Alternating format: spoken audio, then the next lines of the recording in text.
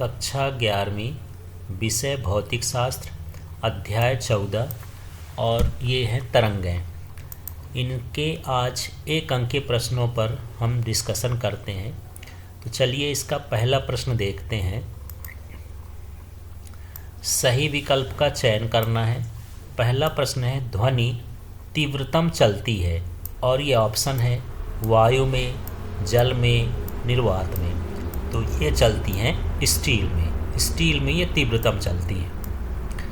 इसके बाद दूसरा है, ध्वनि की चाल निर्भर करती है आर्द्रता पर, ताप पर, दाब पर, उपरोक्त सभी पर। इसका ऑप्शन ये सही है। एक तनी हुई डोरी का तनाव बढ़ाकर 4 गुना कर देने पर उसमें अनुप्रस्थ तरंग की चाल हो जाएगी। तो जो डोरी के चाल का सूत्र होता है वो होता है V = T/m।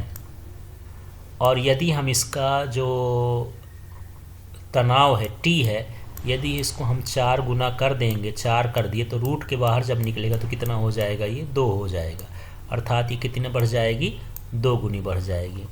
चौथा प्रश्न है, कलांतर एवं पथांतर में संबंध लिखिए।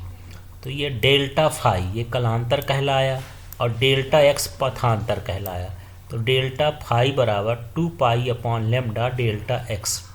इस तरह से इनमें संबंध है। पांचवा प्रश्न देखते हैं, 2 तरंगों की तीव्रताओं का अनुपात 9:25 है। इनके आयामों का अनुपात क्या होगा?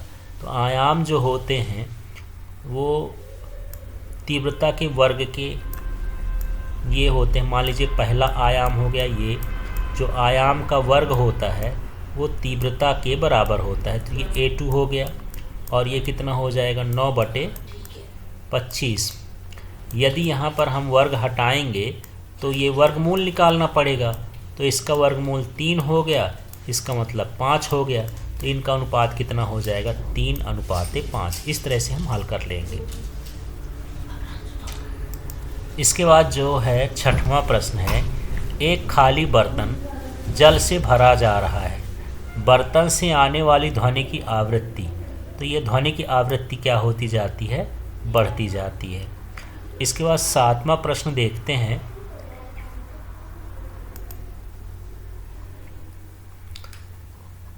इसका 7वां प्रश्न, हाँ चलिए 7वां प्रश्न, अप्रगामी तरंगों में 2 क्रमागत निस्पंदों के बीच की दूरी होती है। तो ये होती है λ/2। अप्रगामी तरंगें होती हैं तो इस तरह से चलती हैं, 2 सीमाओं में परिबद्ध होती हैं और इस प्रकार से ये आगे की ओर बढ़ती हैं और यहाँ पर ये इस तरह से ये चलेंगी।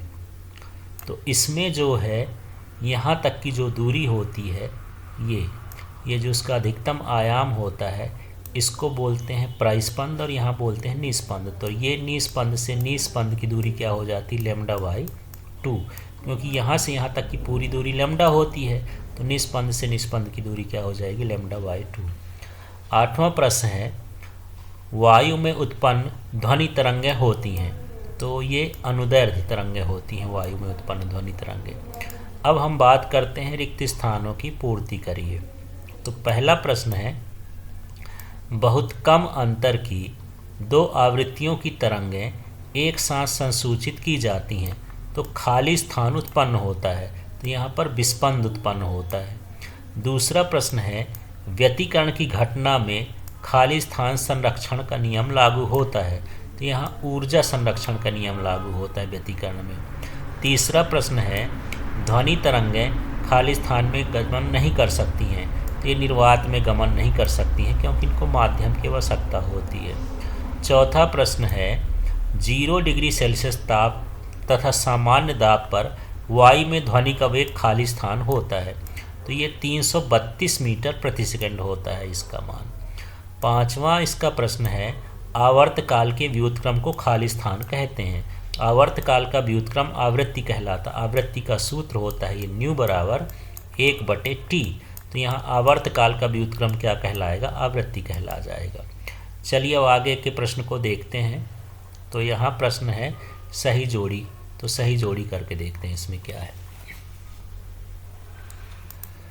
ध्वनि तरंग की चाल। तो ध्वनि तरंग की चाल का जो सूत्र होता है ये होता है under root gamma P upon D.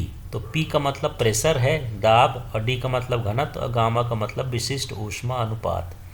इसके बाद दूसरा का है विस्पंद की आवृत्ति होती है। तो विस्पंद की आवृत्ति ये होती है N1 माइनस N2।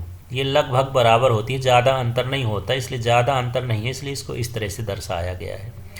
इसके बाद तीसरा है तनी डोरी में अनुप्रस्थ तरंग की चाल।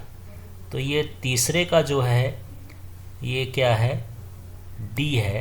तनी डोरी में अनुप्रस्थ तरंग की चाल ये होती है √T अपॉन M। टी का मतलब तनाव है डोरी का, और म्यू का मतलब एकांक आयतन में द्रव्यमान। फिर चौथा है तनी डोरी में प्रथम अधिस्वरक। तो ये प्रथम अधिस्वरक का जो सूत्र होता है, ये आवृत्ति का सूत्र होता है, वो होता है V अपॉन L। फिर पांचवा है तरंग की चाल। तो तरंग का चाल का सूत्र ये होता है न्यू लैम्डा, आवृत्ति गुणे तरंग दैर्घ्य। तो इस तरह से इसको जोड़ी मिलाना है। अब चलिए हम प्रश्न बात करते हैं एक अंक के प्रश्नों की। तरंग द्वारा किस, पहला प्रश्न है तरंग द्वारा किस भौतिक राशि का संचरण होता है।